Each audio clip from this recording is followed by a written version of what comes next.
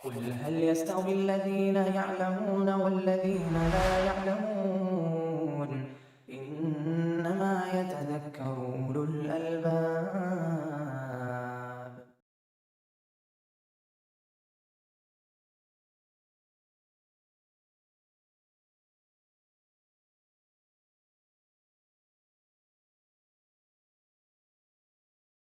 الحمد لله رب العالمين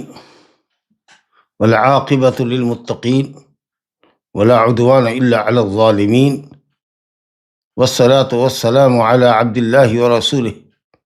وخيرته من خلقه محمد وعلى آله وأصحابه أجمعين، أما بعد، فباب نواقض الوضوء. عن انس بن مالك رضي الله تعالى عنه قال كان أصحاب رسول الله صلى الله عليه وسلم على عهده ينتظرون العشاء حتى تخفق رؤوسهم ثم يصلون ولا يتوضؤون، أخرجه أبو داود وصححه الدارقطني وأصله في مسلم۔ جو باب اس وقت ہمارے سامنے ہے وہ کتاب الطہارت کا 6واں باب نواقض الوضو ہے۔ نواقض ناقض کی جمع ہے۔ ناقض فاعل کا وزن ہے، بروزن فاعل۔ وضو کو توڑنے والی اشیاء، یعنی وضو کو فاسد کرنے والی کیا کیا چیزیں ہیں، وضو کو باطل کرنے والی کیا کیا چیزیں ہیں، ان کا بیان ہے۔ اصل میں لغت میں یا اہل لغت کے نزدیک لفظ نقض جو ہوتا ہے وہ عہد و پیمان کے توڑنے کے لیے ہوتا ہے، استعمال ہوتا ہے، یا مکان توڑنے کے لیے ہوتا ہے، عمارت کو ڈھانے کے لیے، منہدم کرنے کے لیے۔ فلان نقض البناء، مکان اس نے توڑا، یا فلان نقض عہدہ، فلاں نے اپنے عہد کو، اپنے پیمان کو، اپنے وعدے کو توڑا۔ یہاں جو لفظ استعمال کیا گیا ہے مفسدات کے معنی میں یا مبتلات کے معنی میں، کہ وضو کے مفسدات و مبتلات کیا ہے، یہ اس کا استعمال لفظ نقض کا یا ناقض کا یہ مجازی ہے۔ مراد ہے مفسدات، وضو کو فاسد اور باطل کرنے والی چیزیں، جس کے بعد آدمی کے لیے دوبارہ وضو کرنا لازم ہوتا ہے، نماز کے لیے یا ان کاموں کے لیے جن کے لیے طہارت شرط ہے۔ وہ نواقض کچھ تو متفق علیہ ہیں اور کچھ مختلف فی ہیں۔ تو کیا کیا متفق علیہ ہیں، کیا کیا مختلف فی ہیں، ان کو انشاءاللہ ہم حدیث کے ساتھ پڑھیں گے اور مسائل کو سمجھیں گے۔ اس سلسلے میں جو ہم نے پہلی حدیث پڑھی ہے، جو مؤلف رحمۃ اللہ علیہ نے اس باب میں ذکر کی ہے، وہ انس بن مالک رضی اللہ عنہ کی حدیث ہے، اور اس کا خلاصہ یہ ہے کہ ہلکی نیند، جس کو اونگھنا کہتے ہیں، جھپکی لینا کہتے ہیں، جس میں آدمی بیٹھا ہوا ہو اور اس کا سر آگے یا دائیں بائیں مائل ہوتا ہو، بیٹھا ہوا ہے اور سر اس کا مائل ہوا، جو ابھی نیند کا آغاز کہہ لیجئے۔ اس طرح کی نیند جس میں انسان کا شعور ختم نہ ہو، اس کے جسم سے کیا کچھ نکلا اس کو پتہ ہو، تو یہ ہلکی پھلکی نیند جس میں آدمی فاقد الشعور نہیں ہوتا، احساس اور شعور اس کا ختم نہیں ہوتا، ناقض الوضو نہیں ہے۔ البتہ نیند گہری آ جائے اور آدمی کا شعور اور احساس ختم ہو جائے، اس کے بغل میں بیٹھنے والے کی آواز اس کو بالکل ہی سنائی نہ دے۔ اونگھی کی حالت میں تو آدمی بات سمجھتا نہیں ہے، کان میں آواز تو پڑ رہی ہے لیکن سمجھتا نہیں کہ بولنے والا کیا بول رہا ہے، لیکن نیند میں آدمی آواز بھی نہیں سنتا۔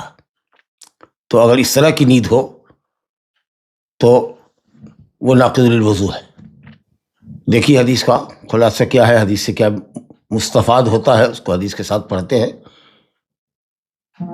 انس بن مالک رضی اللہ تعالی عنہ سے روایت ہے، انہوں نے کہا کان اصحاب رسول اللہ صلی اللہ علیہ وسلم علی عہدہ، اصحاب رسول اللہ صلی اللہ علیہ وسلم، اصحاب صاحب کی جمع ہے، جس نے نبی صلی اللہ علیہ وسلم کو ایمان کی حالت میں، جس نے نبی صلی اللہ علیہ وسلم سے ایمان کی حالت میں ملاقات کی ہو۔ اب جس کی جتنی لمبی صحبت ہے سفر و حضر میں، یا جس نے جس قدر زیادہ روایتیں بیان کی ہیں، اس اعتبار سے اس کی صحبت قدیم ہے۔ کچھ صحابہ قدیم الاسلام ہے، کچھ لوگ ہیں جو صلح حدیبیہ کے بعد مسلمان ہوئے، کچھ لوگ ہیں جو فتح مکے کے بعد مسلمان ہوئے، کچھ اور لوگ ہیں جو حجۃ الوداع میں پیدا ہوئے اور نبی کریم صلی اللہ علیہ وسلم کے پاس لائے گئے، وہ سب ماشاءاللہ شرف صحبت سے مشرف ہے، لیکن جو جتنے قدیم ہیں ان کا اتنا اونچا مقام ہے۔ یہ نبی کریم صلی اللہ علیہ وسلم کی اہمیت اور آپ کی فضیلت ہے کہ آپ کو جن آنکھوں نے بھی دیکھا ہے یا جس نے بھی آپ کی صحبت اختیار کی ہے یا آپ کی مجلس میں بیٹھا ہے، چاہے وہ نابینا ہی کیوں نہ ہو، وہ شرف صحابیت سے مشرف ہے، اور صحابہ کرام بعض بات سے افضل ہے۔ بہرحال اصحاب رسول اللہ صلی اللہ علیہ وسلم آپ کے عہد میمون میں، عہد مبارک میں، گویا کہ یہ جو نقل کر رہے ہیں یہ سنت ہے، حکم مرفوع کے ہے، سنت تقریری ہے۔ ایک تو سنت قولی ہوتی ہے جو آپ نے فرمایا، ایک سنت فعلی ہوتی ہے جو آپ نے کیا، اور ایک سنت تقریری ہے جو صحابہ نے آپ کی موجودگی میں یا عدم موجودگی میں کیا اور آپ کو اس کی اطلاع ملی، یا رب العالمین نے آپ کو اس کے تعلق سے خبر نہیں کیا اور لوگ عمل کرتے رہے، تو بھی وہ سنت تقریری ہے۔ کہتے ہیں اصحاب رسول اللہ صلی اللہ علیہ وسلم آپ کے عہد میں عشاء کا انتظار کیا کرتے تھے، اور عشاء سے مراد عشاء آخرہ، جس کو ہمارے یہاں عام اصطلاح میں عشاء کہتے ہیں، کیونکہ پہلی جو نماز ہے سورج ڈوبنے کے بعد وہ مغرب ہے، ہم لوگ یہاں صلاۃ المغرب کہتے ہیں، اور یہی اصطلاح شرعی بھی ہے، لیکن عشاء اولا اور عشاء آخرہ کی بھی اصطلاح صحابہ کرام کے درمیان رائج تھی، اور کہتے تھے عشاء اولا پڑھ کے آئے ہیں تو مغرب سمجھی جاتی تھی، اور عشاء آخرہ اگر کہے تو وہ عشاء کی نماز تھی۔ گویا کہ غروب کے وقت سے لے کر کے تاریکی پھیلنے تک یہ مغرب اور عشاء کا جو ہمارے یہاں وقت ہے یا وقفہ ہے 1.5 گھنٹے کا، اس وقت کو لفظ عشاء شامل ہے۔ تو مراد یہاں پر عشاء آخرہ ہے، کیونکہ یہی سونے کا وقت ہوتا ہے، ہم طریقے سے مغرب تو سونے کا وقت ہوتا نہیں ہے۔ تو روایتوں میں وضاحت ہے کہ کانو ینتظرون العشاء الآخرہ، عشاء آخرہ جس کو ہم لوگ عشاء کہتے ہیں، جو اس وقت نماز ہوتی ہے ہمارے یہاں، تو عشاء کا انتظار صحابہ کرام رضوان اللہ علیہم اجمعین آپ کے عہد میمون میں عشاء کا انتظار کیا کرتے تھے، یہاں تک کہ انتظار میں ان کے سر جھک جاتے تھے، سر گر جاتے تھے، سر مائل ہو جاتے تھے دائیں بائیں آگے، یعنی ابتدائی نیند میں ہوتے تھے، وہ اونگ رہے ہوتے تھے۔ ثم یصلون، پھر وہ نماز پڑھتے، ولا یتوضؤون، اور دوبارہ وضو نہیں کرتے، تجدید وضو کی ضرورت ان کو پیش نہیں آتی۔ تو جیسا کہ ہم نے دیکھا کہ اس حدیث میں صحابہ کرام، گویا کہ یہ عمل متواتر ہے صحابہ کرام سے، کوئی کسی ایک صحابی کا عمل نہیں ہے، اصحاب رسول اللہ صلی اللہ علیہ وسلم، جمع کا لفظ استعمال کیا گیا، اور 1-2 دن نہیں، اکثر دنوں میں ایسا ہوتا تھا، یا بہت سے دنوں میں ایسا ہوتا تھا، بہت سی راتوں میں، گویا دنوں کا مطلب رات، بہت سی راتوں میں ایسا ہوتا تھا۔ یہ عمل گویا کہ نادر نہیں تھا، یہ کسی ایک صحابی کا عمل نہیں تھا، یا کسی ایک رات کا عمل نہیں تھا، اکثر ایسا ہوا کرتا تھا، یہ بہت زیادہ ایسا ہوتا تھا کہ عشاء کی نماز میں انتظار کرتے رہتے یہاں تک کہ وہ اونگنے لگتے اور ان کے سر دائیں بائیں مائل ہونے لگتے، پھر وہ نماز پڑھتے۔ بعض روایت میں ہے کہ صاحب ان کو جگایا جاتا، تو کچھ لوگ ہوتے ہیں جو اونگ رہے ہوتے ہیں تو بھی ان کو حرکت دینا پڑتی ہے تاکہ وہ جگے۔ بعض روایت میں آتا ہے کہ صاحب وہ جو غتیت ہوتا ہے، جو سونے والے کے منہ سے جو آواز نکلتی ہے، جس کو خراٹے کی آواز کہتے ہیں، وہ بھی نکلتی ہے۔ حالانکہ خراٹا تو ذرا گہری نیند کی طرف اشارہ کرتا ہے، لیکن کچھ لوگوں کی عادت ہوتی ہے کہ وہ ابتدائی نیند کے اندر بھی ان کے منہ سے آواز نکلنے لگتی ہے، تو اسی لیے اس کو آپ ہلکی ہی نیند پر محمول کر سکتے، کیونکہ جب احساس اور شعور ختم ہو جائے اور آدمی گہری نیند میں چلا جائے کہ اس کو پتہ نہ چلے کہ اس سے ریا خارج ہوئی کہ نہیں ہوئی، تب تو وضو ٹوٹنا ہی ٹوٹنا ہے اس کا۔ جیسے کہ روایت میں آیا ہے، ہم پڑھیں گے، وقاء السہ العینان، دبر کا بندھن آنکھ ہے، جب تک جگی رہتی ہے آنکھ یا شعور رہتا ہے قائم، آدمی کو پتہ ہوتا ہے کہ اس کے دبر سے ہوا خارج ہوئی، لیکن جب آدمی سو جاتا ہے پھر اس کو پتہ نہیں چلتا ہے، تب پھر وہ بندھن ڈھیلا ہو جاتا ہے اور آدمی کو پتہ نہیں چلتا۔ تو جس حدیث میں اس طرح کی بات آئی ہے کہ صاحب وہ ان کو جگایا جاتا تھا، ایقاظ، اور اسی طریقے سے غتیت یا خطیت کا لفظ آیا کہ مجھ سے آواز نکلتی تھی، جو سونے والے کی آواز نکلتی ہے، اس کو ہم ابتدائی نوم پر محمول کریں گے تاکہ روایتوں کے درمیان تطبیق ہو سکے۔ اس حدیث کو امام ابو داؤد نے نکالا، یعنی بیان کیا ہے، اور دار قطنی نے صحیح کہا، اور حدیث مسلم کے اندر ہے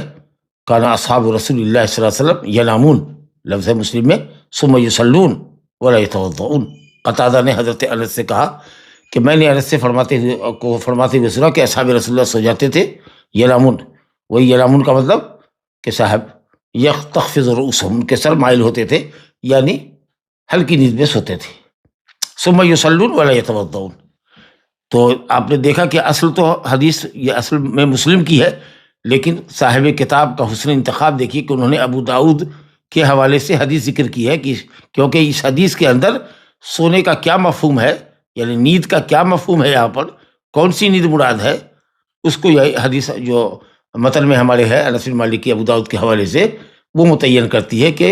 ینتظر العشاء حتی تخفق رؤوسہم، ان کے سر مائل ہو جاتے تھے، یعنی بیٹھے بیٹھے انتظار کرتے کرتے اونگتے ان کے سر مائل ہو جاتے تھے۔ یہ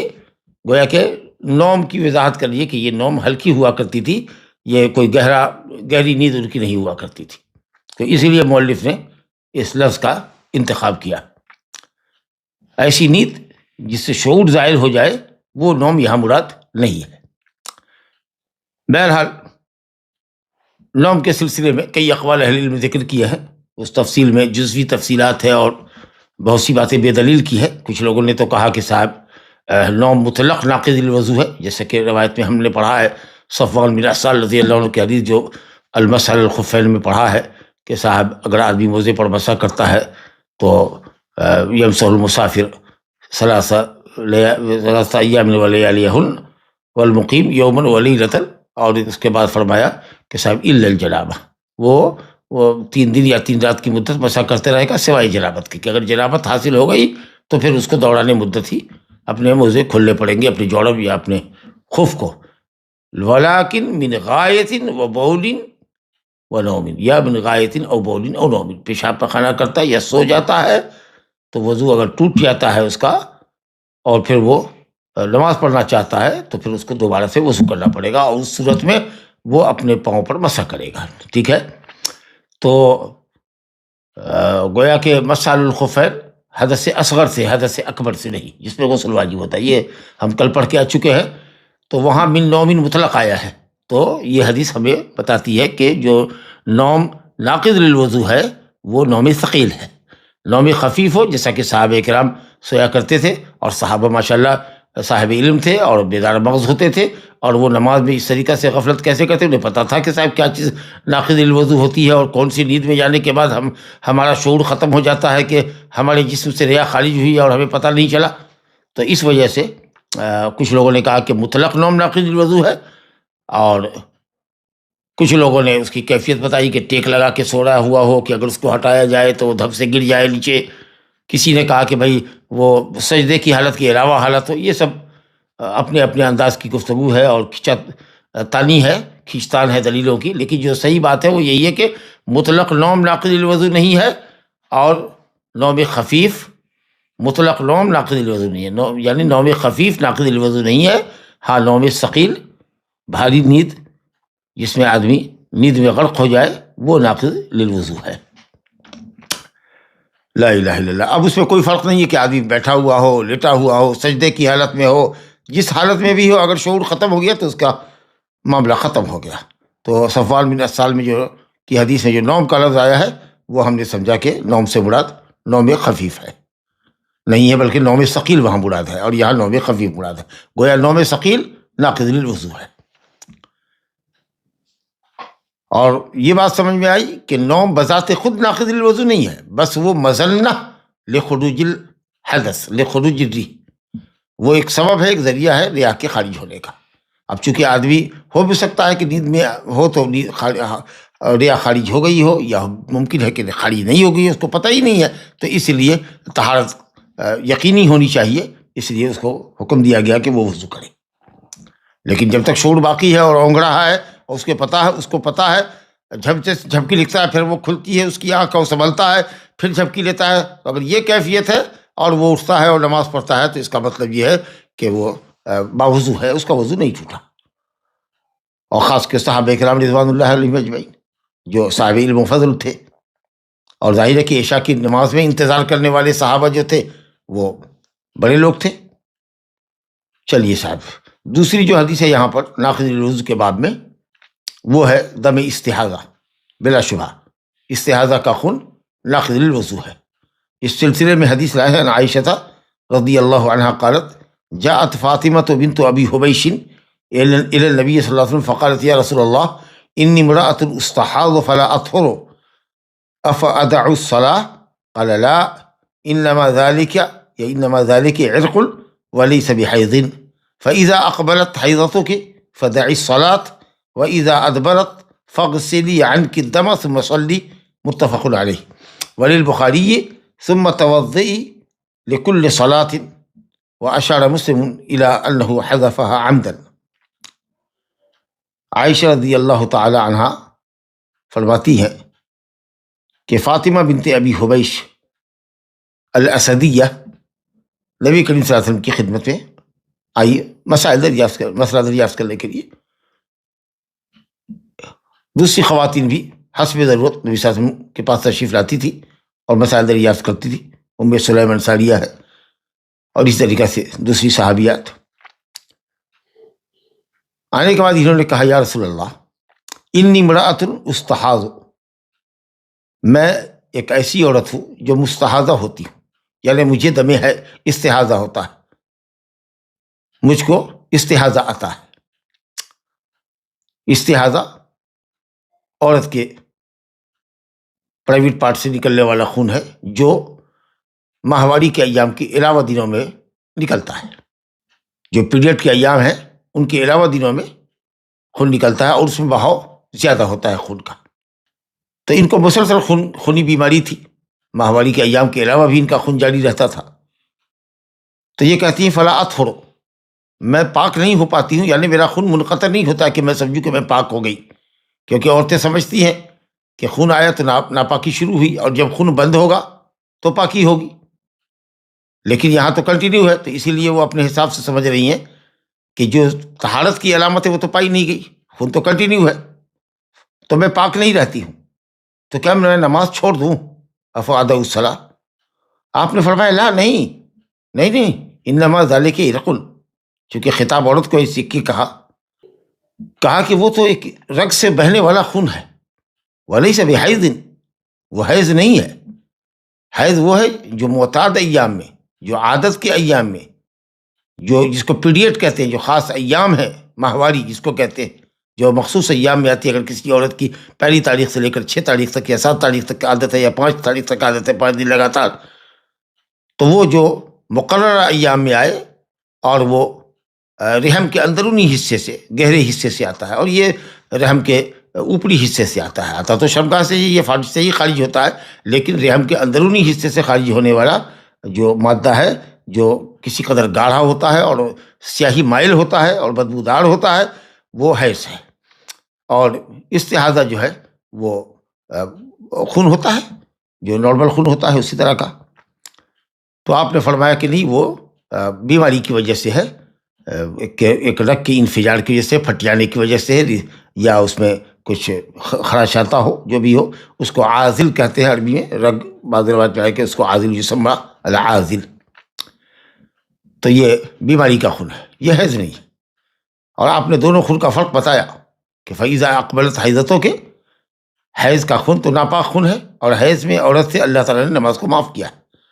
جب تمہارا حیض شروع ہو، اذا اقبلت حیضتک، یہ تمہارا حیض آئے یعنی شروع ہو،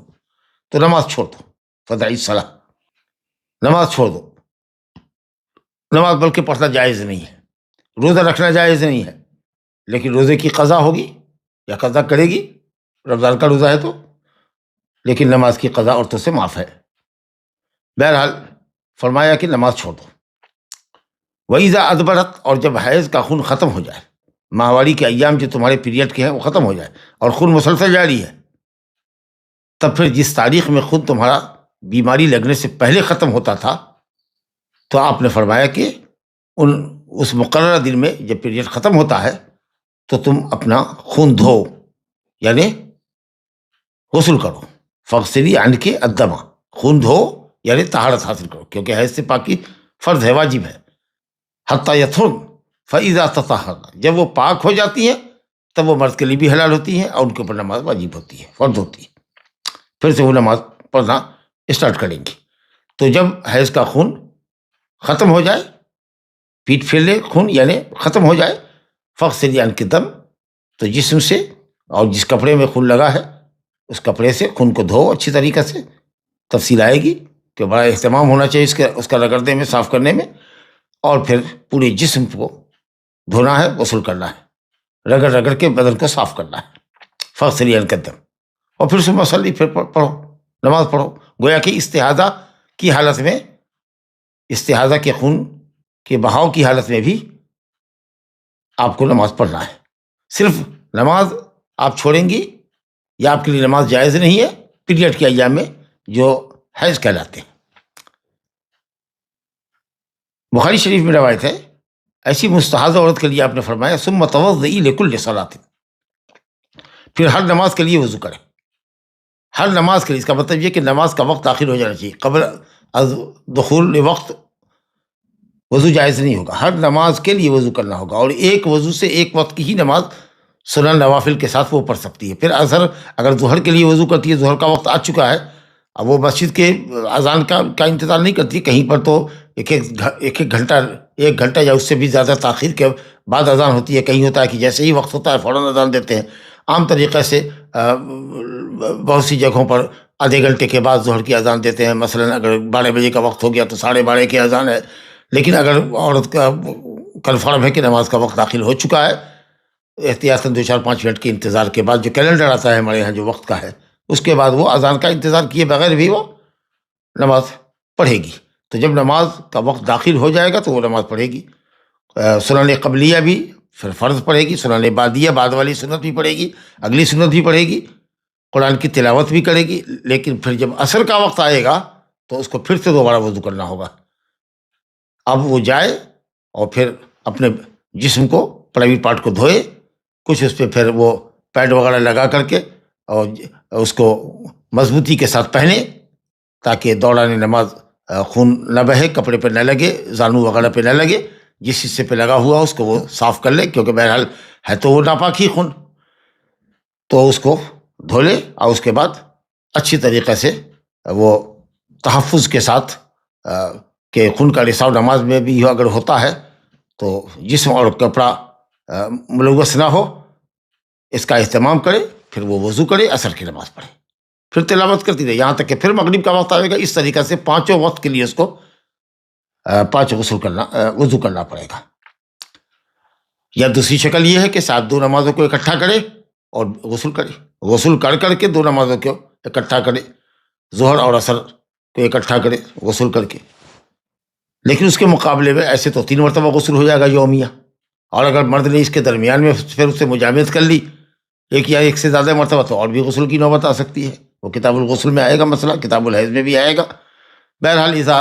جب حیض کا خون ختم ہو جائے تو غسل اس کے اوپر واجب ہے 1 مرتبہ. اس کے بعد اگر کسی اور وجہ سے احتلام یا مجامعت کی ہم بستری کی نوبت نہیں ہے تو پھر ایسی عورت کے اوپر غسل واجب نہیں ہے. پھر اگلے ہی ماہ جب ماہواری ختم ہوگی تو غسل واجب ہوگا، اور بیچ میں ساری نمازیں وہ طہارت سے، وضو سے پڑھے گی.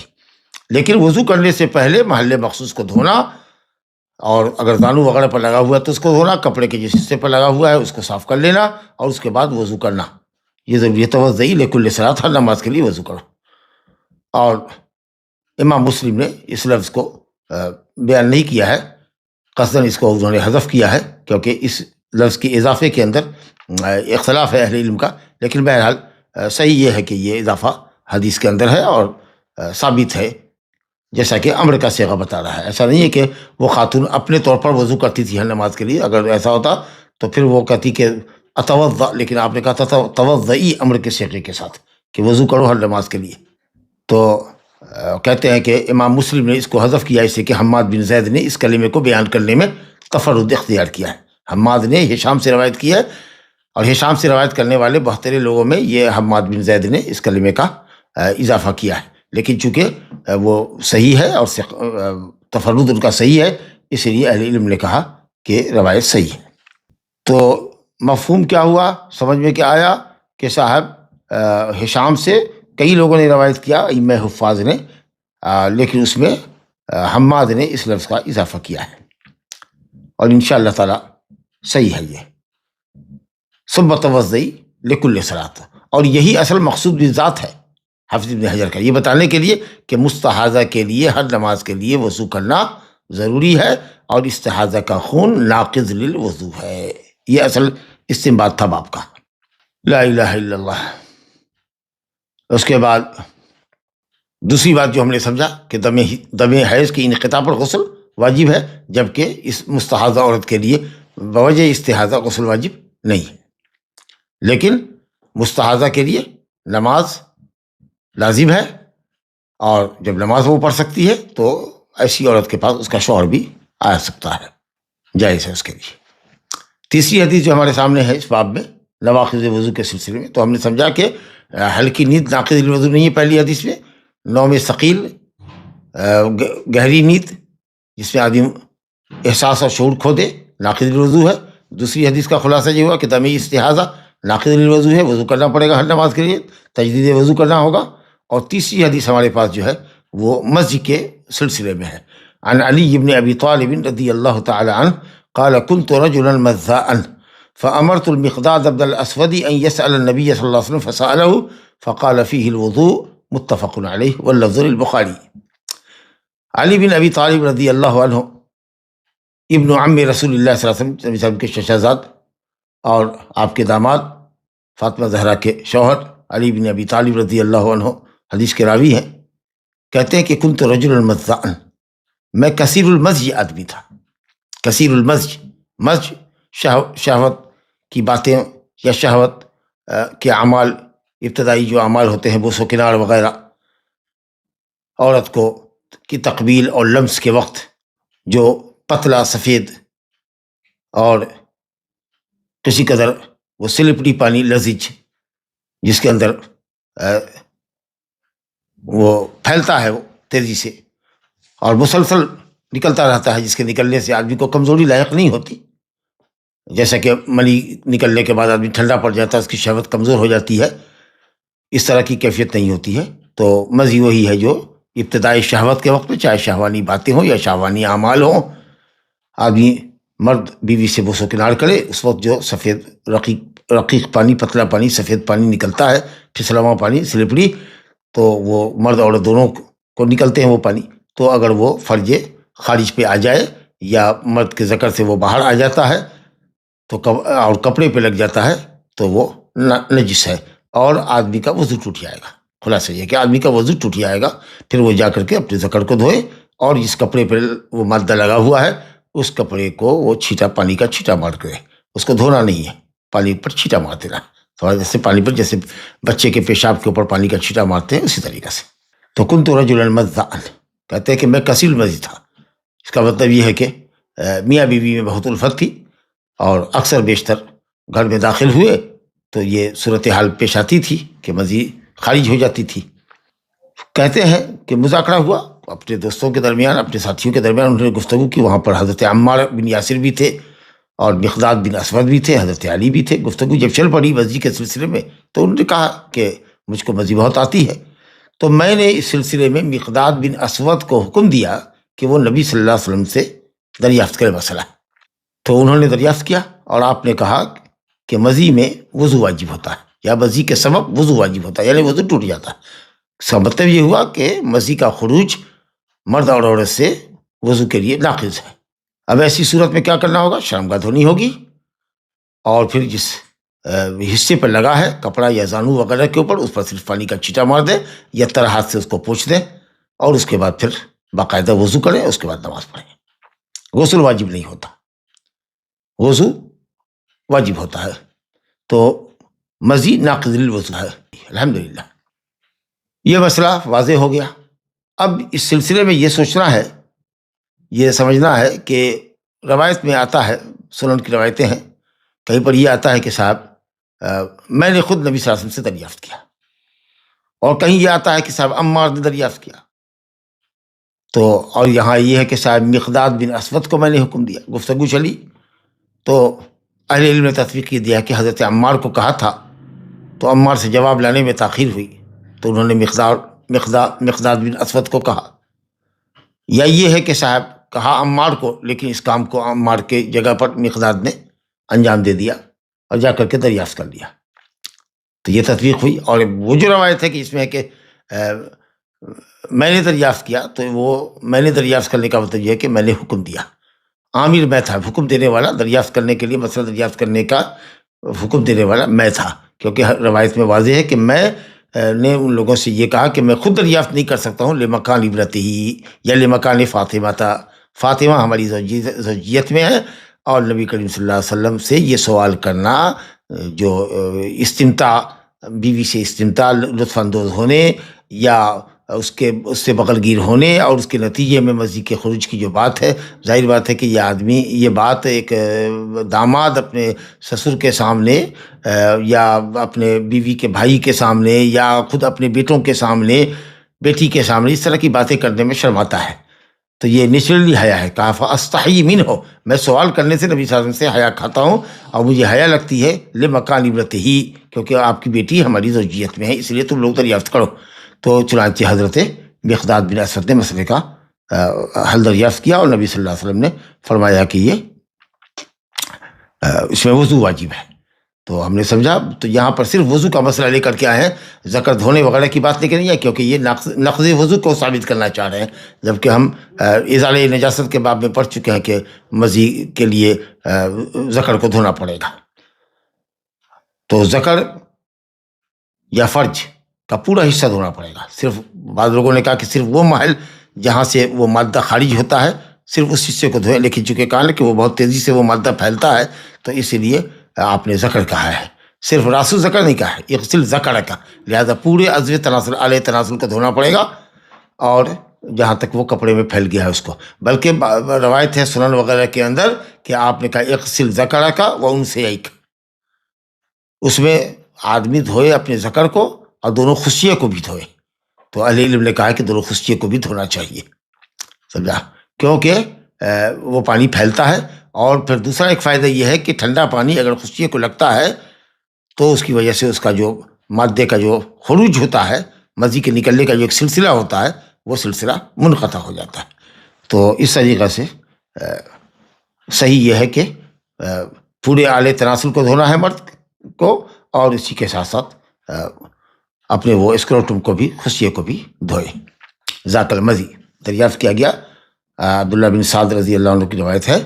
کہ اس میں یہ ہے کہ صاحب پوچھا گیا کہ یا رسول اللہ جو پانی مسترسل ہوتا ہے، کنٹینیو نکلتا رہتا ہے، سفید پانی، پتلا پانی، تو کہا کہ وہ مزی ہے، اور جو بھی جوان ہوتا ہے اس کو یہ شکل ہوتی ہے، لہذا اپنی شرمگاہ کو دھو اور اپنے دونوں خصیوں کو دھو، اور پورا وضو کرنا ہوگا، وضو کا اعادہ کرنا پڑے گا. اور بخاری میں روایت توضأ واغسل ذکرک، توضأ واغسل ذکرک، واو جمع کے لیے آتا ہے، دو چیزوں کو جمع کرا ہے، ورنہ ترتیب یہ ہے کہ پہلے آدمی ذکر دھوئے، اس کے بعد وضو کرے گا. تو یہاں اگرچہ حدیث کے اندر وضو پہلے ذکر کیا گیا توضأ واغسل ذکرک، لیکن ہم ترتیب سمجھ رہے ہیں کہ پہلے آدمی شرمگاہ دھوئے گا، اس کے بعد وضو کرے گا. واو ترتیب کو نہیں چاہتا ہے. تو صحیح قول یہ ہوا کہ پورے ذکر کو دھونا ہوگا، صرف راس ذکر کو نہیں. اور کسی اہل علم نے کہا کہ ذکر اور انثیین دونوں کو دھونا پڑے گا، یہ حنابلہ کا مشہور قول ہے. اور جو کپڑا ہے اس کے سلسلے میں حدیث آئی ہے کہ اس کو چھٹا مار دو. کپڑے کے دھونے کے سلسلے میں مزید جب جس کپڑے پر لگ جائے وہاں دھونے کا ذکر کہیں نہیں ہے. دھونے کا ذکر جو ہے، غسل کا ذکر جو ہے، وہ صرف ذکر کے لیے، یا ذکر اور انثیہ دونوں کے لیے. اب بخاری میں ایک لفظ ہے توضأ وانضح فرجک، وضو کرو اور اپنی شرمگاہ پر چھینٹا مارو. تو سمجھنا چاہیے کہ یہاں پر نصب سے مراد غسل ہے، جیسا کہ دوسری روایت میں صراحت ہے کہ واغسل ذکرک، جیسا کہ ابھی ہم نے پڑھا. اور کپڑے پہ لگ جائے تو ہم نے بتایا کہ کپڑے پر لگنے کے بعد کپڑے کے دھونے کا حکم مزی کے سلسلے میں نہیں، حالانکہ وہ ہلکی نجاست ہے، نجاست خفیفہ ہے، صرف پانی کا چھینٹا مارتے. اور منی جو اصل مادہ یا اصل الآدمی ہے، جس سے آدمی پیدا ہوتا ہے، وہ تو پاک ہے. اس کو تو نبی صلی اللہ علیہ وسلم کے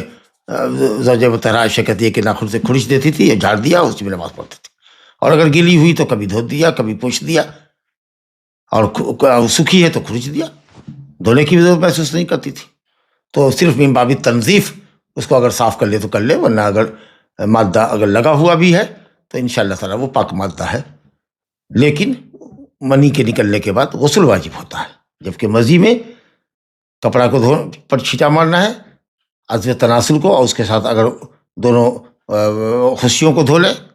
تو اور زیادہ بڑھیا ہے، جیسا کہ حدیث میں آیا ہے، حدیث پر عمل کرے پورے طریقے سے کہ ذکر اور انسی دلوں کو دھوئے اور پانی کا صرف چھینٹا مارے اور پھر اس کے بعد وضو کرے، گویا کہ مزی ناقض للوضو ہے۔ اور اگر ودی نکلی، ودی ہے یعنی جو پیشاب کے بعد جو مادہ نکلتا ہے، جو گاڑھا ہوتا ہے پیشاب کے بعد، وہ تو ناپاک ہے، اس کا حکم پیشاب کا ہے، تو ذکر دھونا پڑے گا اور جس کپڑے کے جس حصے پہ لگا ہو اس کو پکڑ کے باقاعدہ دھونا پڑے گا، جس سے پانی کو گاڑنے کے بعد وہ پانی گرے، قطرے قطرے ٹپکے، اور نس کے اندر ٹپکنا نہیں ہوتا، صرف پانی کا چھینٹا مارنا ہوتا۔ چلیے ایک چوتھی حدیث دیکھتے ہیں۔ عن عائشة رضی اللہ عنہا ان النبی صلی اللہ علیہ وسلم قبل بعض نسائه ثم خرج الى الصلاة ولم يتوضأ، اخرجہ احمد وضعفہ البخاری۔ عائشہ رضی اللہ عنہا سے روایت ہے کہ نبی صلی اللہ علیہ وسلم نے اپنی بعض بیویوں کا بوسہ لیا اور آپ نماز کو نکل گئے، ولم یتوضا، اور آپ نے وضو نہیں کیا، تو معلوم ہوا کہ عورت کو بوسہ لینے سے یا عورت کو چھونے سے وضو نہیں ٹوٹتا۔ یہ حدیث مسند احمد کی ہے، مگر امام بخاری رحمۃ اللہ علیہ نے اس حدیث کو ضعیف کہا ہے۔ بہرحال حدیث پہ کلام ہے، اور وہ دو علتیں بیان کی جاتی ہیں کہ حدیث کو ضعیف کہنے کی دو وجہ ہے۔ ایک تو یہ ہے کہ اس حدیث کو بیان کیا ہے عروہ نے عائشہ رضی اللہ عنہ سے، کہتے ہیں کہ یہ عروہ ابن الزبیر نہیں ہے جو حضرت عائشہ کی بہن بیٹے تھے، اسماء کے بیٹے تھے۔ عروہ چھوٹے تھے، عبداللہ بڑے تھے، عبداللہ بن زبیر، وہ تو صحابی ہیں، اور عروہ تابعی ہے۔ تو عروہ بن زبیر نے روایت کی ہے، کہتے ہیں نہیں یہ عروہ نہیں ہے، عروہ بن زبیر، عروہ المزنی یہ کہتے ہیں، اور ان کا سمع عائشہ سے ثابت نہیں۔ دوسری بات یہ کہتے ہیں کہ وہ شیخ مجہول ہے۔ دوسری بات کہتے ہیں کہ اس حدیث کو روایت کیا ہے کس نے؟ حبیب بن ابی ثابت نے عروہ سے، اور حبیب بن ابی ثابت کا سمع عروہ سے نہیں، تو حبیب اور عروہ کے درمیان انقطاع ہے، اور یہ عروہ المزنی ہے جو کہ شخص مجہول ہے۔ حالانکہ اہل علم نے گفتگو کی ہے کہ عروہ مزنی جو کہا گیا ہے یہ راوی کا وہم ہے، یہ اصل میں عروہ ہی ہے، کیونکہ مشہور عروہ بن زبیر ہے۔ اور حدیث کے اندر جو بعض طرق میں آتا ہے کہ عروہ نے کہا کہ خالہ جان میں سمجھتا ہوں کہ وہ آپ ہی رہی ہوں گی، کیونکہ آپ کو کیسے پتا کہ نبی صلی اللہ علیہ وسلم نے بعض بیویوں کا بوسہ لیا؟ کوئی آدمی اپنی کسی بیوی کو دوسری بیوی کے سامنے بوسہ لیتا ہے، تو اس لیے یہ آپ کا اپنا خود کا واقعہ ہے۔ تو وہ ہنسنے لگی، فضاحکت، وہ ہنس پڑی، مسکرا گئی۔ تو یہ ظاہر ہے کہ یہ جرأت کون کر سکتا تھا؟ عروہ بن زبیر ہی کر سکتے تھے، کوئی دوسرا آدمی تو یہ کہنے کی حضرت عائشہ سے جرأت نہیں کر سکتا تھا۔ اور دوسری بات یہ کہ یہ حبیب بن ابی ثابت جو ہیں یہ ماشاءاللہ بہت ثقہ راوی ہے، اور انہوں نے اگر عروہ سے روایت کیا ہے، کہتے ہیں کہ صاحب انہوں نے عروہ سے بڑی عمر کے لوگوں سے روایت کیا ہے حبیب بن ابی ثابت نے، اور جب آدمی ثقہ ہے اور وہ عروہ سے روایت کر رہا ہے تو حدیث صحیح ہوگی۔ تو اسی لیے اہل علم میں کچھ اہل علم نے متاخرین میں ہمارے جیسے کہ شیخ احمد شاکر ہیں، علامہ امام البانی ہے، امام ابن باز رحمۃ اللہ، عبدالعزیز بن باز رحمۃ اللہ علیہ ہیں، اور متقدمین میں ابن جریر ہیں، ابن عبد البر ہیں، اور اسی طریقے سے ابن کثیر ہیں، ان لوگوں نے اس حدیث کو صحیح قرار دیا ہے۔ بہرحال تو حدیث کا جو استنباط ہے، جو سندی جو گفتگو تھی وہ آپ نے سنا، لیکن جو انقطاع کی علت ہے، کہتے ہیں کہ یہ علت قابل قبول نہیں ہے، کیونکہ حبیب بن ابی ثابت بہت سے قراوی ہے، متفق علی توثیقہ، اس لیے عروہ سے اس کے لقاء کا انکار نہیں کیا جا سکتا۔ لا الہ الا اللہ۔ اور پھر بہت سی روایتیں اور بھی ہوں گی جس کو ہم نے آگے پڑھیں گے، اور یہ ہے کہ نبی صلی اللہ علیہ وسلم نماز کے اندر ہوتے تھے، حضرت عائشہ کا قدم آ جایا کرتا تھا آپ کے مصلی پر، وہ قبلے کی طرف لیٹی ہوئی ہوتی تھی، جیسے جنازہ سامنے لیٹا ہوا ہوتا ہے، پڑھتے تھے، تو پھر سجدے میں جاتے تو ان کے پاؤں کو آپ کھچر مارتے، دھکا دیتے تو وہ پاؤں سمیٹ لیتی، تو اس لیے وضو کرنے کے بعد اگر کوئی آدمی اپنی بیوی کو چھوتا ہے یا بوسہ لیتا ہے تو انشاءاللہ اس کا وضو نہیں ٹوٹے گا۔ اب اس سلسلے میں علماء کے درمیان کئی اختلاف ہیں، کئی اقوال ہیں، اختلاف کے کئی کی شکل دیکھیے۔ تو جیسا کہ آپ نے دیکھا کہ صاحب حدیث کے اندر اہل علم نے کلام کیا ہے عروہ کے تعلق سے اور حبیب اور عروہ کی ملاقات کے تعلق سے، لیکن امام بخاری کا جو موقف ہے وہ آپ نے اسٹینڈ سن لیا کہ انہوں نے ضعیف کہا ہے، اور بھی بہت سارے متقدمین نے حدیث پر کلام کیا ہے، اور جبکہ دوسرے کچھ علماء نے اس کو صحیح یا صحیح کے قریب تر جانا ہے۔ تو حدیث کا استدلال یہ ہے کہ عورت کا بوسہ لینا اور عورت کو چھونا ناقض للوضو نہیں ہے۔ یہ امام ابو حنیفہ رحمۃ اللہ علیہ کا قول ہے۔ دوسرا قول یہ ہے، اور ان کا استدلال اسی آیت سے ہے، حدیث سے ہے، اور دوسرا قول اس کے مقابلے بالکل اپوزٹ یہ ہے کہ عورت کا چھونا مطلق ناقض الوضو ہے، شہوت غیر شہوت چھوڑ دیجیے، اگر عورت کو کسی نے چھوا تو وضو ٹوٹ جائے گا، اور یہ قول شافعیہ کا ہے، اور امام احمد کی روایت ہے۔ امام احمد تو ابو حنیفہ کے قول کے ساتھ بھی ہے، اور یہاں ایک روایت ان کی امام شافعی کے ساتھ بھی ہے، اور یہ دلیل پکڑتے ہیں، یہ حضرات استدلال کرتے ہیں اولا مستم النساء سے، اولا مستم النساء، قضاء حاجت کر کے آؤ، اذا آتا احدکم الغائط، یا اذا آتیتم الغائط، اور اس کے بعد اولا مستم النساء، قضاء حاجت سے فارغ ہو کے آؤ یا بیوی سے ملامست کرو۔ کہتے ہیں کہ لامسا یلامس و ملامست دونوں ایک دوسرے کو چھوئیں، ٹچ کریں، یہ کنایا ہے مجامعت سے، لیکن ایک قرت ہے لمستم النساء، کہتے ہیں کہ لمس اصل میں لمس بالید ہوتا ہے، تو ہاتھ سے چھونے کو شامل ہے، یہ امام شافعی کا استدلال ہے، جبکہ جب اس لمس کی نسبت عورت کی طرف ہو کہ مرد نے اپنی عورت کو چھوا، تو حضرت عبداللہ بن عباس اور دوسرے علماء نے کہا کہ ملابست ہو، کہ مجامعات ہو، کہ لمس ہو، وہ سب مجاز ہے یا کنایا ہے، کہہ لیجیے کہ جمع کی طرف، ہم بھی اس طریق کو اس لفظ سے تعبیر کرتے ہیں۔ تو جو ابو حنیفہ رحمۃ اللہ علیہ کا جو قول ہے وہ یہ ہے کہ ملامست جو اس آیت میں ہے یا لمس جو ہے وہ مجامعت کے معنی میں، اور جیسا کہ حدیث دیکھا جس کو بہت سے علماء نے صحیح بھی کہا ہے، حضرت عائشہ رضی اللہ عنہا کی جو روایت ابھی ہمارے درس میں ہے، جس پر ہم گفتگو کر رہے ہیں کہ نبی صلی اللہ علیہ وسلم نے اپنی بازوؤں کا بوسہ لیا اور چلے گئے، نماز کے لیے نکل گئے، اور وضو کو آپ نے نہیں پلٹایا، تجدید وضو نہیں کیا، اور آیت کریمہ میں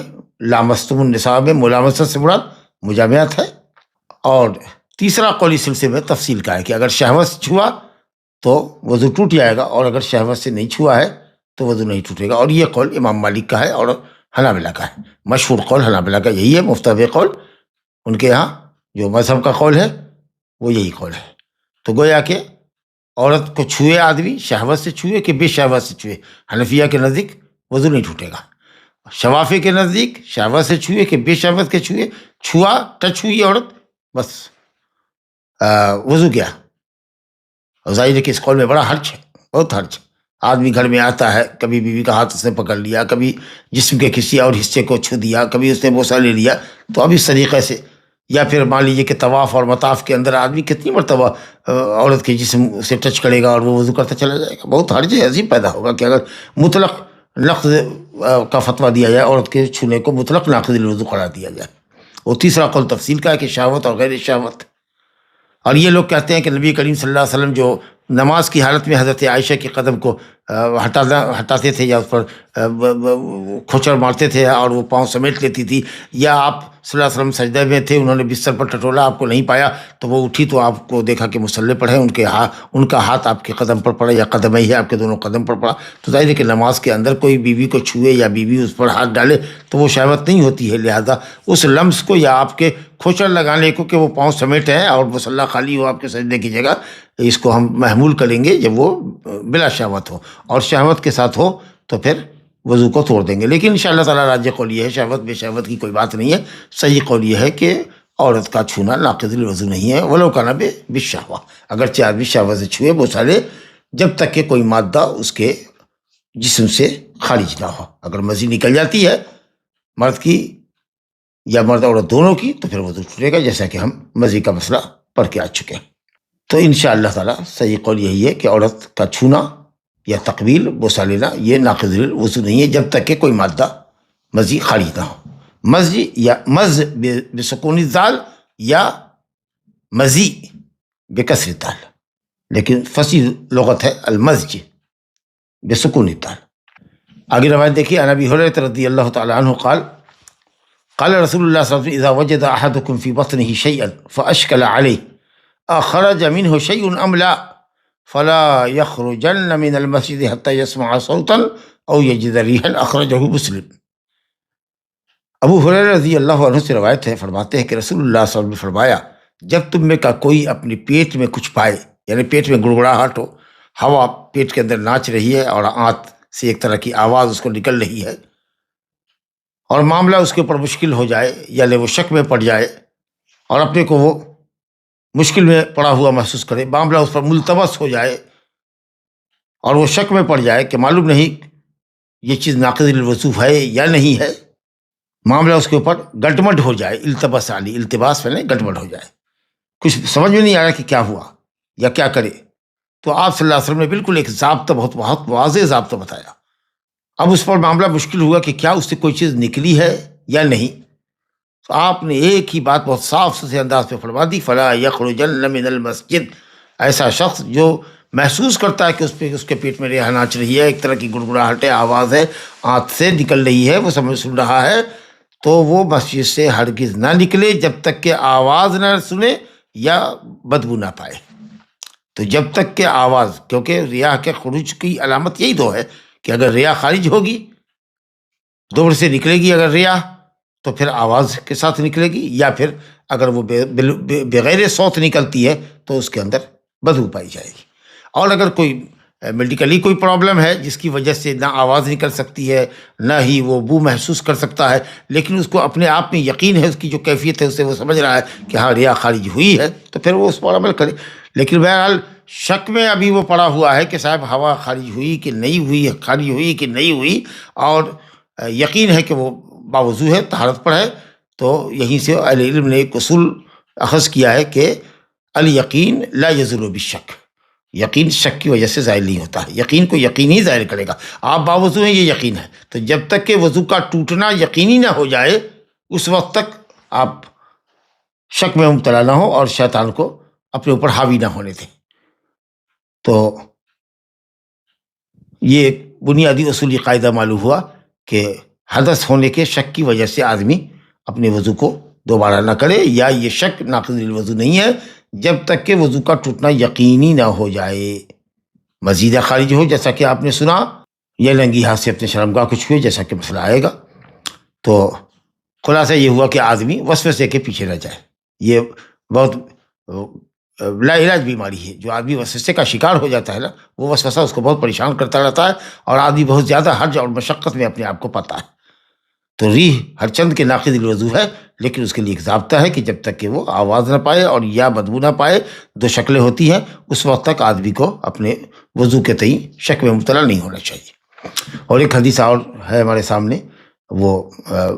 پرائیویٹ پارٹ کو چھونے کے تعلق سے ہے کہ مرد اپنے ذکر کو یا عورت اپنی اگر فرج کو چھوتی ہے وضو کے بعد تو کیا حال ہے اس کا، وضو رہے گا یا وضو ختم ہو جائے گا؟ اچھا، یہ جو چھونے کا مسئلہ ہے نا، یہ بدون حائل یعنی ننگا ہاتھ سے ننگی شرمگاہ چھوئے، تو یہ اختلاف ہے علماء کا۔ حدیث دیکھیے، ان طلق بن علی رضی اللہ عنہ قال رجل مسست ذکری، او قال الرجل يمس ذكره في الصلاة عليه وضوء؟ فقال النبي صلى الله عليه وسلم لا، انما هو بضعة منك، اخرجه الخمسة وصححه ابن حبان، وقال ابن المديني هو احسن من حدیث بصرہ۔ طلق ابن علی رضی اللہ عنہ نے کہا کہ ایک شخص نے کہا مسست ذکری، او قال، میں نے اپنے ذکر کو چھو دیا نا وضو کرنے کے بعد، او قال الرجل یمس، یا کہا کہ کوئی آدمی اپنے ذکر کو چھوئے، کامن سوال کیا، مسستوں میں ایک دم وضاحت ہے کہ میں نے چھوا، تو یا تو مسست ذکری کہا اس نے، یا یہ کہا کہ کوئی بھی آدمی اگر وضو کے بعد اپنے ذکر کو چھوتا ہے یا نماز کے اندر چھوتا ہے، علیہ وضو، تو کیا اس پر وضو ہے؟ تو نبی صلی اللہ علیہ وسلم فرمایا لا نہیں، اور علت بتائی، کہا انما هو بضعۃ منک، وہ تمہارے جسم کا ایک ٹکڑا ہے، بضعہ قطعۃ من جسدک، جیسے یہ ہاتھ ہے تمہارا، پاؤں ہے، کان ہے، ناک ہے، جیسے اس کو چھونے سے وضو نہیں ٹوٹتا ہے، اسی طریقے سے شرمگاہ کو بھی چھونے سے وضو نہیں ٹوٹتا ہے۔ کہتے ہیں کہ یہ حدیث خمسہ جب بولے تو امام احمد اور سنن اربعہ، وہاں یہ کہ حدیث ملے گی، اور ابن حبان میں بھی ملے گی، صحیح ابن حبان میں، کیونکہ انہوں نے بھی صحیح کہا ہے۔ اچھا، علامہ علی ابن المدینی جو امام بخاری کے استاد ہے، کہتے ہیں کہ یہ حدیث بصرہ بنت صفوان کی حدیث سے زیادہ اچھی ہے، جو نیچے آ رہی ہے، جو شرمگاہ کو چھونے پر وضو واجب کرتی ہے۔ اس حدیث کی سند میں یہ جو ہے طلق ابن علی رضی اللہ عنہ، یہ یمامی تھے، یمامہ کے رہنے والے تھے، مشہور ہے. اور یہ آئے تھے محمد صلی اللہ علیہ وسلم کے پاس جب ہجرت کر کے آپ آئے اور مسجد نبوی کی تعمیر ہو رہی تھی. تو یہ کاریگر آدمی تھے مکان بنانے کے. تو نبی صلی اللہ علیہ وسلم نے کہا کہ جو کچی اینٹیں ہیں یا جو مٹیاں ہیں جس کے اوپر پتھر کو بٹھایا جا رہا ہے، مسجد کی تعمیر ہو رہی ہے، آپ نے کہا کہ یمامی کو دو، یمامی کو دو، یہ ذرا اچھی طریقے سے پتھر بیٹھانا جانتا ہے. تو یہ ہجرت کے آغاز میں ہی مدینہ آئے تھے. اچھا، اس حدیث کی سند میں اہل علم نے کلام کیا ہے، اور صحیح یہ ہے کہ یہ حدیث ضعیف ہے، کیونکہ اس میں قیس بن طلق نے اپنے والد سے روایت کی، یعنی طلق ابن علی کے بیٹے قیس نے اس حدیث کو اپنے والد طلق ابن علی سے روایت کی ہے. اور یہ جو قیس ہیں یہ ثقہ نہیں ہیں، ضعیف آدمی ہیں. تو اس لیے یہ حدیث اہل علم کے نزدیک ضعیف ہے. امام احمد نے اور یحییٰ بن معین وغیرہ نے حدیث کو ضعیف قرار دیا ہے. اسی طریقے سے امام شافعی ہے، ابو حاتم ہے، ابو زرعہ ہے، امام دارقطنی ہے، امام بیہقی ہے، بڑے علماء نے اس کو ضعیف قرار دیا ہے. اور قیس بن طلق کے سلسلے میں بعض اہل علم نے ثقہ بھی کہا ہے، لیکن کبار علماء نے، محدثین نے کہا ہے کہ یہ آدمی ضعیف ہے. یہ حدیث دلیل ہے حنفیہ کی. حنفیہ کے یہاں متوضی، وضو کرنے والا، چاہے مرد ہو یا عورت، اگر اپنی ننگی شرمگاہ کو بھی ننگے ہاتھ سے چھوئے، شہوت سے چھوئے کہ بلا شہوت کے چھوئے، کپڑے کے اوپر سے چھونا تو خیر حقیقت میں مس نہیں کہلاتا ہے. مس وہی ہے کہ آدمی ننگے ہاتھ سے ننگی شرمگاہ کو چھوئے. تو حنفیہ کے نزدیک کپڑے کے اوپر سے کیا کپڑے کے نیچے سے بھی چھوئے اور شہوت کے ساتھ بھی چھوئے، شہوت ہو کہ بے شہوت ہو، جب تک کوئی چیز شرمگاہ سے خارج نہیں ہوتی اس وقت تک ناقض للوضو نہیں ہے. یہ مسئلہ حنفیہ کا ہے. اور امام احمد کی ایک روایت بھی ہے. لیکن دوسری حدیث دیکھیے جس پر ائمہ ثلاثہ ہیں، مالکیہ ہیں، شافعیہ ہیں اور حنابلہ اپنے راجح قول میں ہے، وہ یہ حدیث ہمارے سامنے ہے. عن بصرۃ بنت صفوان رضی اللہ عنہ ان رسول اللہ قال من مس ذکرہ فلیتوضأ اخرجہ الخمسہ وصححہ الترمذی وابن حبان وقال البخاری هو اصح شیء فی هذا الباب. بصرہ بنت صفوان رضی اللہ عنہ فتح مکہ کے بعد مسلمان ہوئی ہے. یہ کہتی ہے کہ رسول اللہ صلی اللہ علیہ وسلم نے فرمایا جس نے بھی اپنے ذکر کو چھوا، اور مس حقیقی جو ہوتا ہے، مس کا جو اطلاق ہوتا ہے وہ ایسی صورت میں کہ ہاتھ اور شرمگاہ کے درمیان کوئی حائل نہ ہو، بدون حائل، بدون ستر، بدون حجاب، یعنی ننگے ہاتھ سے ننگی شرمگاہ، کھلی ہاتھ سے کھلی شرمگاہ کو اگر چھوا ذکر کو تو اس کو وضو کرنا ہوگا. فلیتوضأ. اب یہ جو کہتے ہیں کہ بغیر کپڑے کے، بغیر حائل کے چھونا، یہ کہاں سے حدیث ہے؟ اذا افضى احدكم بيده الى فرجه، جب تم میں کا کوئی آدمی اپنا ننگا، اپنے ہاتھ کو اپنی ننگی شرمگاہ پر رکھے بدون حائل. کہا لیس بینہما حجاب، لیس بینہما حائل، ہاتھ اور شرمگاہ کے درمیان کوئی چیز حائل نہ ہو، فعلیہ الوضوء، تب اس پر وضو واجب ہوتا ہے. اب چاہے شہوت ہو کہ بلا شہوت، تو شہوت ہو تب تو اور موقت ہے، اور نہیں بھی شہوت ہو اور ننگے ہاتھ سے ننگی شرمگاہ چھوا، یا کسی اور کی شرمگاہ چھوا، یا عورت نے اپنی شرمگاہ چھوئی، یا اپنے بچے کی شرمگاہ چھوئی وضو کے بعد، اور اس کو وہ استنجا کرا رہی ہے، اس کی پوٹی دھلا رہی ہے، اس پر وضو واجب ہے کہ وہ دوبارہ سے وضو کرے. یہ حدیث ہے. اور امام یہ خمسہ نے حدیث بیان کی، اور ترمذی نے اس کو صحیح کہا، ابن حبان نے کہا. امام بخاری کہتے ہیں کہ اس باب میں مس ذکر کے سلسلے میں یہ حدیث سب سے زیادہ صحیح ہے. اس کے ان کے استاد علی بن مدینی کہتے ہیں کہ طلق بن علی کی روایت اصح ہے، اور امام بخاری کہتے ہیں کہ اصح شیء فی الباب بصرہ کی روایت ہے. اور صحیح بات یہ ہے کہ بصرہ کی روایت زیادہ صحیح ہے، کیونکہ بصرہ کی حدیث میں جتنے روات ہیں وہ سب صحیحین کی روات ہیں. اگرچہ حدیث صحیحین میں نہیں ہے یہ بصرہ کی، لیکن اس کی جتنے روات ہیں وہ سب اس معیار کے ثقہ ہیں کہ وہ صحیحین کی روات ہیں. صحیحین میں ان روات سے حدیثیں موجود ہیں، جبکہ طلق ابن علی کی روایت میں جو راوی ہے خود ان کا بیٹا قیس، وہ اکثر اہل علم محققین کے نزدیک، اسماء الرجال کے علل کے جاننے والوں کے نزدیک غیر ثقہ، غیر قوی راوی ہے. اس لیے صحیح یہ ہے کہ یہ جو حدیث ہے بصرہ کی یہ اصح ہے. اب یہ دو حدیثیں ہمارے سامنے ہیں، تو اب ان کے درمیان کیا شکل اختیار کی جائے، کس مسئلے کو راجح قرار دیا ہے؟ بسرا بنت صفوان کی روایت کہ شرمگاہ جس نے چھوئی، ننگے ہاتھ سے ننگی شرمگاہ چھوئی، اس کا وضو گیا. یہ قول مالکیہ کا ہے، شافعیہ کا ہے اور حنابلہ کا ہے. اور اسی قول کو امام العصر شیخ الباز نے اور دوسرے علماء نے، ابن عثیمین وغیرہ نے پسند کیا ہے. یہی قول راجح ہے. اور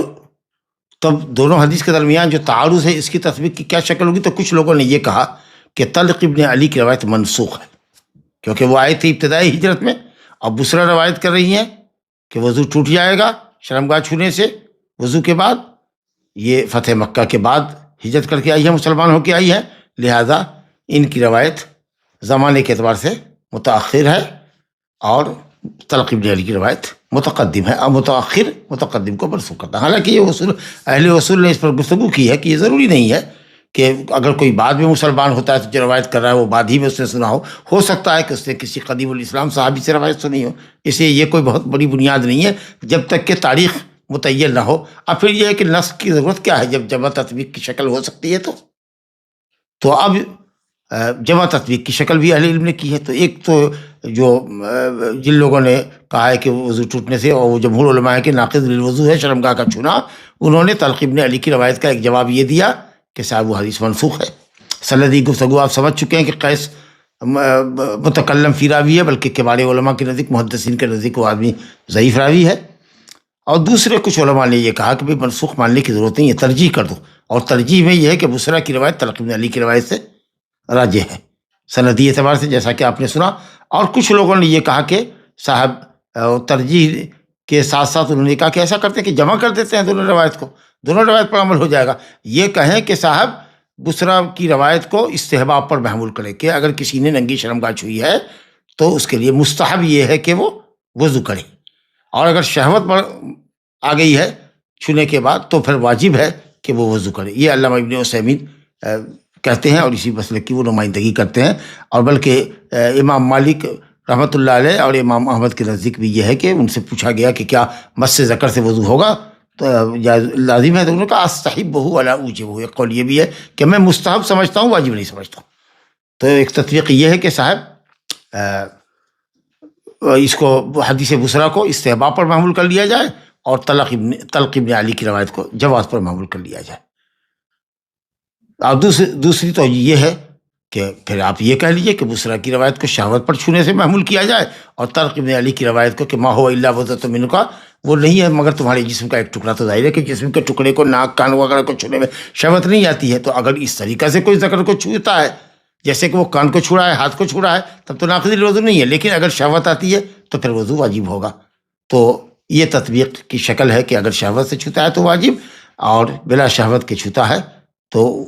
وضو واجب نہیں ہے. تو اس طریقے سے کچھ لوگوں نے تطبیق کی شکل اختیار کی ہے. لیکن بہرحال اگر ننگی شرمگاہ کو آدمی ہاتھ سے چھوتا ہے اور بلا حائل کے چھوتا ہے تو انشاءاللہ تعالیٰ بسرا بنت صفوان کی روایت کی روشنی میں راجح یہ ہے کہ وضو اس کا جاتا رہے گا. ھذا وباللہ التوفیق، صلی اللہ وسلم وبارک علی نبینا محمد وعلی آلہ وصحبہ وسلم. اگر کوئی تراویح کے دوران قیام میں نوم خفیف کر لے تو کیا حکم ہے؟ وضو نہیں ٹوٹے گا، نماز میں جاری رہے گا. اگر بغل میں کوئی شخص اونگ رہا ہے، نوم خفیف میں ہے، تراویح کی نماز میں، رات کی نماز میں، ایون فرض نماز میں، اب بغل والے نے تو تھوڑا سا اس کو دھکا دے دیا یا تھوڑا سا اس کو پنچ کر دیا. حضرت ابن عباس کہتے ہیں کہ میں اپنی خالہ میمونہ کے گھر میں تھا تو میں نبی صلی اللہ علیہ وسلم کی تہجد میں شریک ہوا تھا، اور اسی غرض سے گیا بھی تھا رات میں وہاں سونے کے لیے کہ دیکھوں کہ آپ کیسے تہجد کے لیے جگتے ہیں اور کتنی رکعتیں پڑھتے ہیں. تو یہ بچے کا ہرس تھا. تو گئے تو کہتے تھے کہ میں بائیں طرف کھڑا ہو گیا، پھر نبی صلی اللہ علیہ وسلم نے میرا بال پکڑ کے یا میرا کان پکڑ کر کے مجھ کو اپنے داہنے طرف کیا، اور دوران نماز میں جب جھپکی لیتا تھا تو پھر وہ میرا کان شہمت کان یا خود اعلیٰ شہمت اذنی، میرے کان کے لو کو پکڑ کر کے میری مجھ کو نیند سے بیدار کرتے.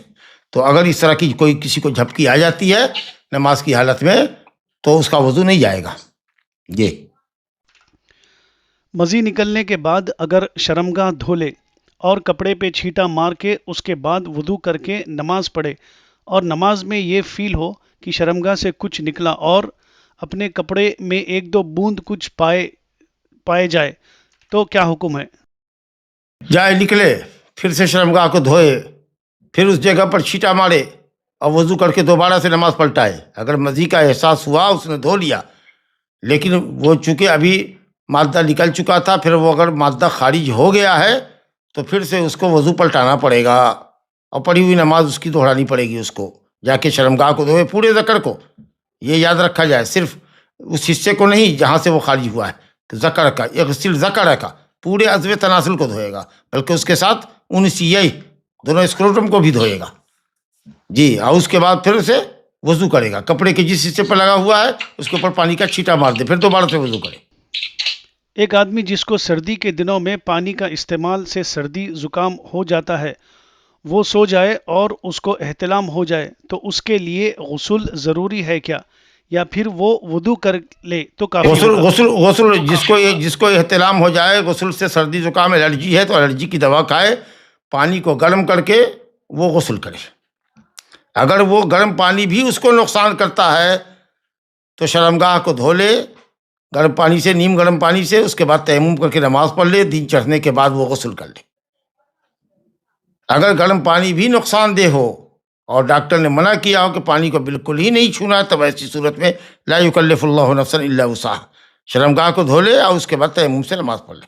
اگر کہے کہ نہیں دھوپ میں تم نماز غسل کر سکتے ہو لیکن گرم پانی سے نہیں کر سکتے ہو، دھوپ پہ کر سکتے ہو، تو چلو جب دھوپ نکلے گی تو غسل کرے گا، لیکن اگر گرم پانی اس کے لیے ممنوع نہیں ہے، وہ استعمال کر سکتا ہے، یا گرم پانی کرنے کی سبیل نہیں ہے اگر تو مجبوری ہے، پانی بہت ٹھنڈا ہے تو ایسی صورت میں تیمم غسل کا قائم مقام ہو جائے گا۔ لیکن اگر یہ سب کچھ باتیں نہیں ہیں اور گرم پانی اس کے لیے استعمال کرنے کی استطاعت ہے تو پھر لازم ہے کہ وہ غسل جنابت کرے، اس کے بعد ہی نماز پڑھے۔ جی جی شیخ، دو انشاءاللہ ایسا کر سکتے ہیں، دونوں ملتے جلتے سوال ہے شیخ۔ میں ایک پہلا دوران غسل جی لگے تو جائے، دوسرا سوال ہے شیخ، بات کٹ کے آ رہی ہے۔